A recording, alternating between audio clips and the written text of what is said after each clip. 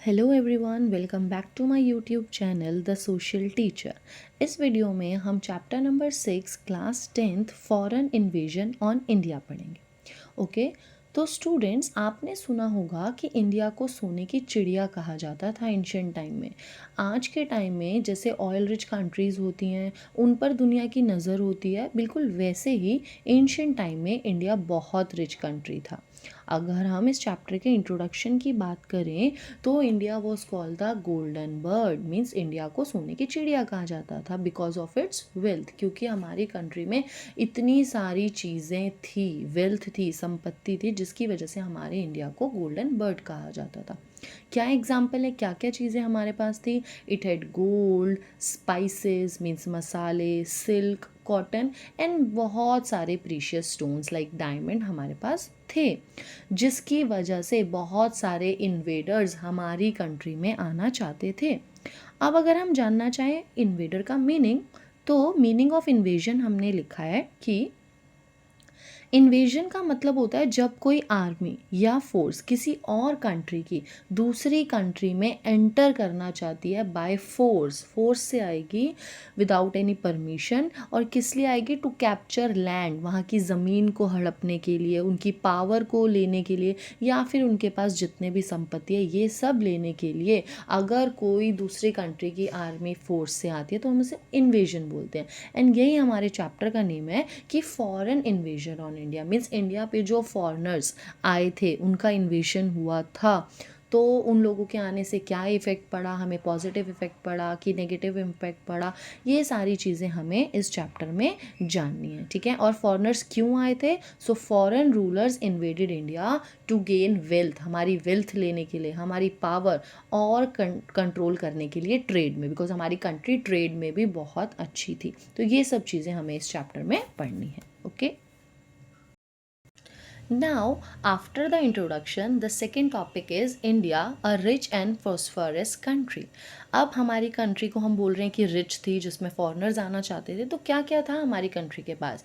India had abundant natural resources, मतलब इतने resources थे कि वो अगर आप ख़त्म करना चाहें तब भी ख़त्म नहीं हो सकते। जैसे कि फर्टाइल लैंड थी हमारे पास, जिसकी वजह से जो हमारी एग्रीकल्चर हो रहा था वो बहुत अच्छा होता था। रिवर्स थी, फॉरेस्ट हैं एंड माउंटेन्स हैं, ये सारी चीज़ों की वजह से फॉरेनर्स अट्रैक्ट हो रहे थे। प्रीशियस मेटल्स एंड स्टोन्स हमारे पास थे like gold, silver, diamonds. And अगर हम बात करें तो हमारे पास रिच टेम्पल्स थे एंड यूनिवर्सिटीज़ थी। रिच टेम्पल्स कैसे? क्योंकि हमारे जो भी वहाँ पे गॉड थे, जो भी चीज़ें वहाँ बनी होती थी वो गोल्ड से भी बनी होती थी। ठीक है, इस वजह से भी ये हमारा जो इंडिया था वो एक रिच एंड प्रॉस्पेरस कंट्री था।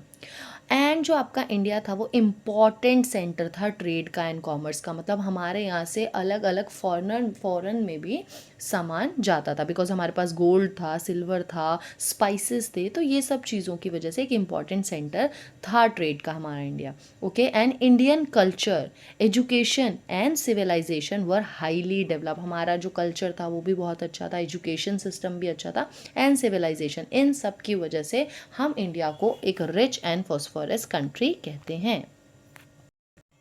Now the next topic is political condition of India. After the Gupta Empire, India had no strong central authority. इसका मतलब गुप्ता एम्पायर के डिक्लाइन के बाद इंडिया में एक स्ट्रॉन्ग सेंट्रल रूलर नहीं था, and India was divided into small kingdoms often fighting among themself. इसका मतलब देश छोटी छोटी किंगडम्स में डिवाइड हो गया था एंड रूलर्स आपस में ही लड़ रहे थे, जिसकी वजह से because of the situation India became week and easy target for the invaders. अब इंडिया क्या बन चुका? वीक बन गया था एंड ईजी टारगेट हो गया था इन्वेडर्स के लिए कि वो हमारे कंट्री में एंटर कर सकते हैं। मतलब कि आप अगर एकजुट होकर नहीं रहेंगे तो कोई भी आप पर अटैक कर सकता है, और यही हमारे इंडिया में हो रहा था कि जो हमारे इंडियंस थे जो भी थे वो स्मॉल किंगडम्स में डिवाइड हो गए थे और आपस में ही लड़ रहे थे। तो इसका फ़ायदा कौन उठा रहा था? फॉरेनर्स उठा रहे थे। ठीक है, now the next topic is why India attracted invaders. अब हम ये पढ़ ही चुके हैं कि इन्वेडर्स को इंडिया क्यों अट्रैक्ट कर रहा था। Abundance of wealth, natural resources थे हमारे पास, कल्चरल रिचनेस थी, इन सब चीज़ों की वजह से इन्वेडर्स हमारी कंट्री में आना चाहते थे। ओके, एंड अगर नेक्स्ट पॉइंट की बात करें, स्ट्रेटेजिक लोकेशन, इसका मतलब है ट्रेड रूट्स थे यहाँ पर, बहुत अच्छे रूट्स थे जहाँ से ट्रेड हो सकता था, जैसे कि खाइबर पास। खाइबर पास का मतलब क्या है, ये एक लिंक था अफ़गानिस्तान और इंडिया के सब कॉन्टिनेंट्स के बीच में, जिसको हम बोल सकते हैं, जो कि यूज़ किया जाता था, ये जो लिंक था यूज़ किया जाता था मेजर ट्रेडिंग रूट के थ्रू। एंड इसमें बहुत सारे वेगिंग वार्स के लिए भी ये यूज़ किया जाता था। वेगिंग वार्स मीन लड़ाई करने के लिए, कॉन्फ्लिक्ट्स करने के लिए, है ना। ये रास्ता ऐसा था जहाँ आकर आप अटैक कर सकते हैं, तो ये एक इम्पॉर्टेंट रूट था हमारे इंडिया में, इस वजह से भी इन्वेडर्स यहाँ आना चाहते थे। Next point is week political unity. अब इससे तो हमें पता ही चल रहा है कि जो इंडिया था वो डिफरेंट डिफरेंट किंगडम्स में डिवाइड हो गया, है ना। एंड कांस्टेंट वॉर्स इनके बीच में होने लगी, इस वजह से भी उनको लगा फॉरेनर्स को कि ये तो आपस में लड़ रहे हैं, क्यों ना हम इसका फ़ायदा उठाएं, है ना। सो दिस वॉज अबाउट कि how why India attracted by the invaders. Next topic is ancient invasion.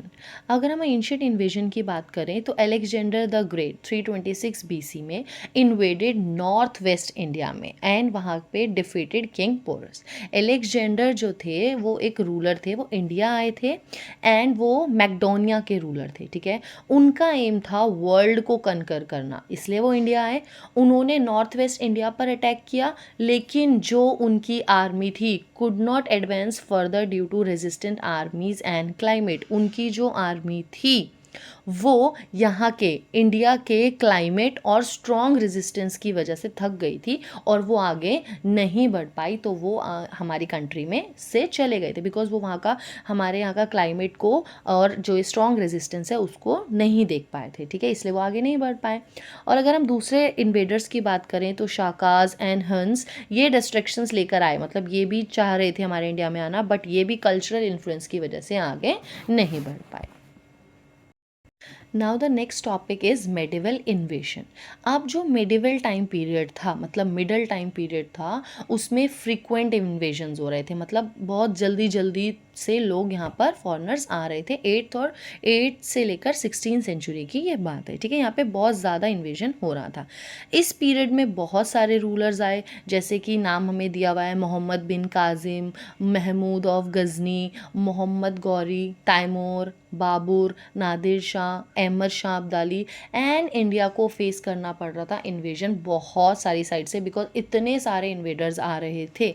अब हमें आगे इस चैप्टर में पढ़ना है कि इन सब रूलर्स के आने से क्या हुआ, इन लोगों ने क्या इम्पैक्ट डाला, ये सब चीज़ें हम इसमें पढ़ने वाले हैं। फर्स्ट रूलर की हम बात करें तो है मोहम्मद बिन काजिम। ये एक अरब मिलिट्री जनरल थे। ये ही इन्वेडेड सिंध इन 712 एडी में ये आए थे सिंध में, जो कि प्रेजेंट डे पाकिस्तान में है। इन्होंने कंट्रोल किया जो भी ट्रेड रूट्स थे, एस्टैब्लिश अरब इन्फ्लुएंस, अपने लैंग्वेज, अपना कल्चर इन्होंने यहाँ पे इस्टेब्लिश कर दिया, और जितने भी ट्रेड रूट्स थे उन पे कंट्रोल किया। इन्होंने इंट्रोड्यूस करा एडमिनिस्ट्रेशन एंड रेवेन्यू सिस्टम। हमारे कंट्री में एडमिनिस्ट्रेशन सिस्टम, रेवेन्यू सिस्टम, इसको इन्होंने अप्लाई किया। And he became the first Muslim to have successfully capture India land. India के लैंड पे कैप्चर करने के फर्स्ट मुस्लिम ये बने थे। Next ruler is Mahmud of Ghazni. अगर हम इनकी बात करें तो he ruled Afghanistan and in India he invaded 17 times इन्होंने इंडिया में अटैक किया। इतना ये यहाँ पर आना चाहते थे, बट ये यहाँ रहना नहीं चाहते थे। इनका एम क्या था, लूट wealth from temples and cities. मैंने आपको बताया यहाँ के टेम्पल्स, हमारे इंडिया के टेम्पल्स थे, बड़े रिच टेम्पल्स थे, यहाँ पे गोल्ड से बनी होती थी चीज़ें, और जो सिटीज़ थी बहुत ही ज़्यादा रिच थे। तो यहाँ इनका एम क्या था मोहम्मद ऑफ गजनी का, कि सिर्फ यहाँ से क्या करा जाए, यहाँ से लूट ऑफ वेल्थ मीन्स यहाँ से सामान लेकर जाया जाए और अपनी कंट्री में वापस जाया जाए।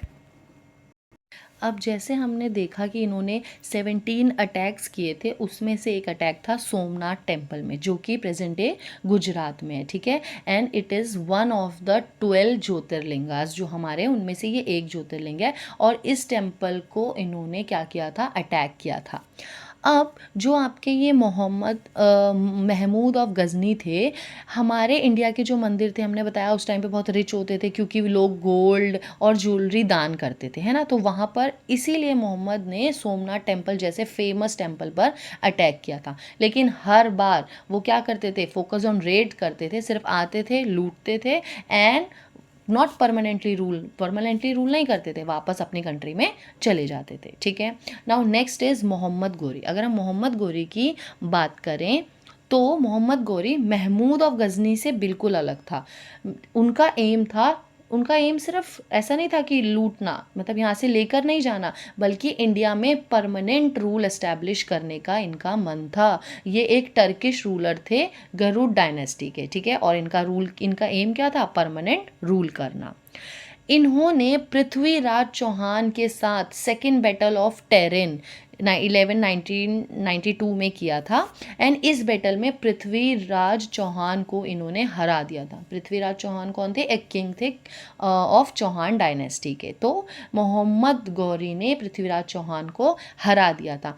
इसके बाद विक्ट्री के बाद मोहम्मद गोरी ने अपने जनरल्स को इंडिया में छोड़ दिया। He left generals who later establish Delhi Sultanate. Delhi सल्तनत को उन्होंने फिर एस्टैब्लिश किया उनके जनरल्स ने। इसका मतलब है कि जो मोहम्मद गोरी थे वो यहाँ रहने नहीं आए थे परमानेंटली, वो उन्होंने अपने जनरल को यहाँ पर छोड़ दिया था। उनका एक जनरल का नाम है उनका कुतुबुद्दीन ऐबक। और जब मोहम्मद गौरी की डेथ हो गई थी, Qutbuddin Aibak became the ruler of Delhi. वो दिल्ली के रूलर बन गए थे।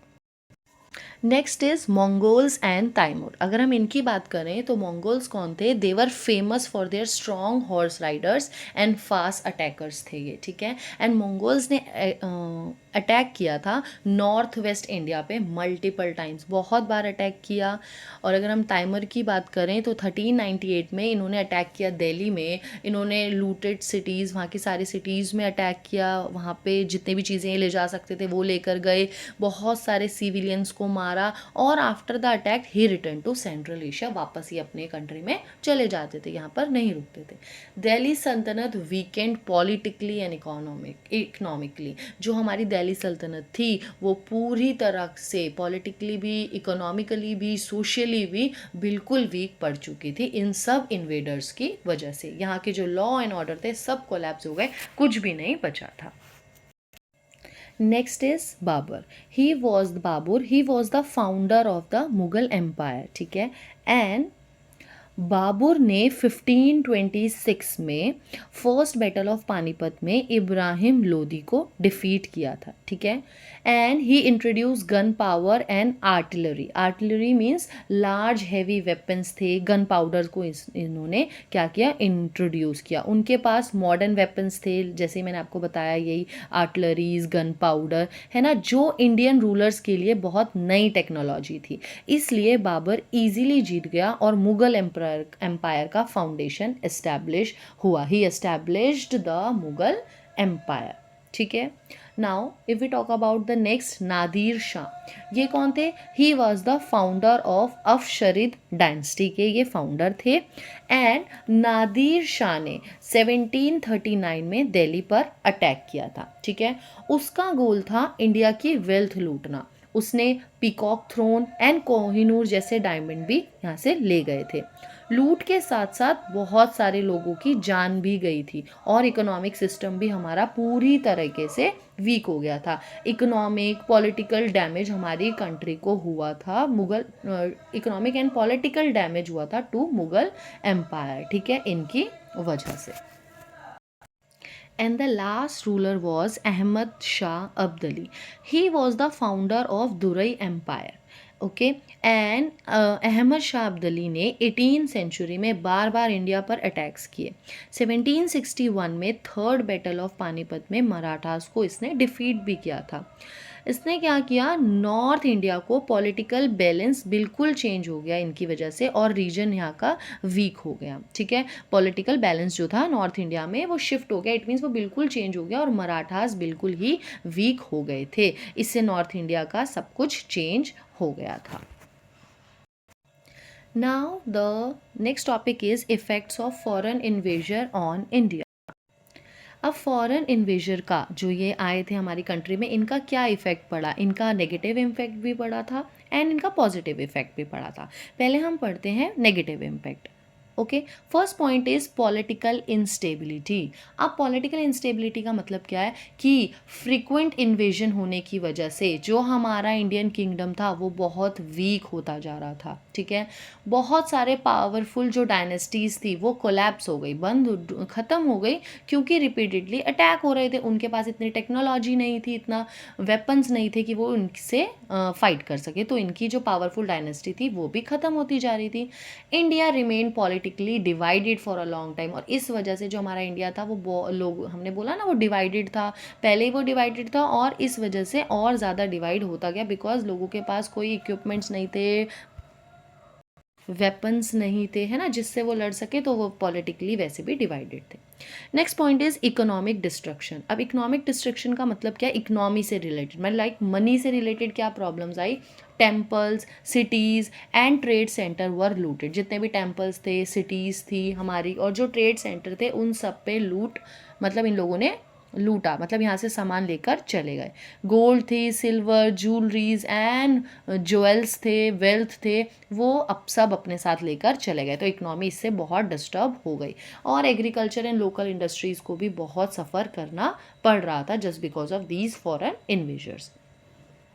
Next point is loss of life and property. अब जब इतनी फाइट हुई, इतने सारे अटैक्स हुए, तो यहाँ पर सिविलियंस की बहुत सारी जान गई, है ना, large scale killing of civilians. उसके बाद cities were destroyed and people became homeless. जब इतने अटैक हुए तो सिटीज़ को डिस्ट्रॉय कर दिया गया एंड पीपल बिकेम होमलेस, लोगों के पास घर ही नहीं था रहने के लिए। Fear and insecurity spread among common people, लोगों के अंदर डर, इनसिक्योरिटी फैल गई थी। अगर ये इन्वेजर्स ये फिर आए, फिर अटैक हुआ, तो लोग बहुत ही ज़्यादा डर चुके थे। Next point is social disturbance. अब देखिए, जो नॉर्मल लाइफ थी वो डिस्टर्ब हो गई। अगर हमारी ही जगह पे, मान लीजिए हमारे एरिया में बार बार अटैक हो, हमें एक जगह से दूसरी जगह जाना पड़े, तो हमें कितना मतलब बुरा फील होगा और हमारे क्या मेंटल स्ट्रेस होगा, वैसे ही हमारे लोगों के साथ उस टाइम पर हो रहा था। Many people were forced into slavery, बहुत सारे लोगों को तो ऐसे स्लेव की तरह काम करना पड़ता था, उनको वेजेस भी नहीं मिलते थे।